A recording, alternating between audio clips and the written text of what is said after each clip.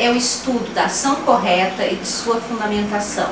Ou seja, a ética me dá o princípio do que é correto, porque todos nós achamos que existem ações que são corretas e ações que são incorretas moralmente. Então, as escolas de ética vão nos dizer que princípio nós devemos utilizar para decidir que ações são corretas e como fundamentar, ou seja, como justificar este princípio.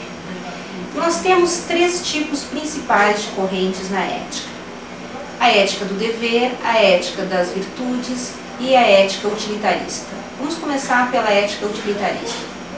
Segundo a ética utilitarista, qual o princípio que nos dá o correto moralmente?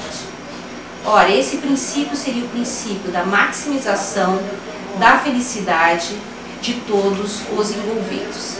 Ou seja, nós devemos, por exemplo, cumprir as promessas, porque cumprindo as promessas, nós teríamos a felicidade, uma felicidade maior para todos os envolvidos. Já a ética kantiana nos dá um princípio que se chama imperativo categórico. Esse princípio nos diz o seguinte: age segundo uma máxima, ou seja, um princípio de ação que eu posso querer que seja um princípio universal.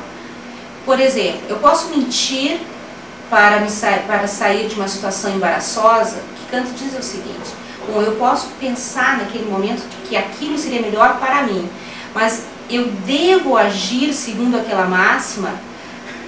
Bom, eu tenho que pensar se todos deveriam agir da mesma forma naquela situação. E eu logo vejo que eu posso querer aquilo para mim como uma exceção, mas não posso querer que todos agem daquela maneira.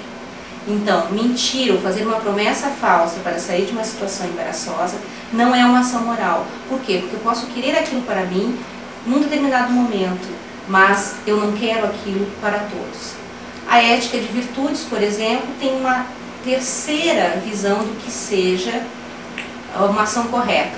Ela não pensa em determinar exatamente a ação especificamente correta ou incorreta moralmente, mas uma série de virtudes que os agentes devem ter para terem uma vida virtuosa e, consequentemente, uma vida moral.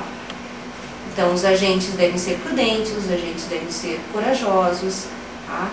Então, existem várias virtudes que devem ser incentivadas e treinadas pelo hábito, a fim de fazer daquele agente um agente virtuoso, ou seja, um agente que tem o hábito de agir corretamente.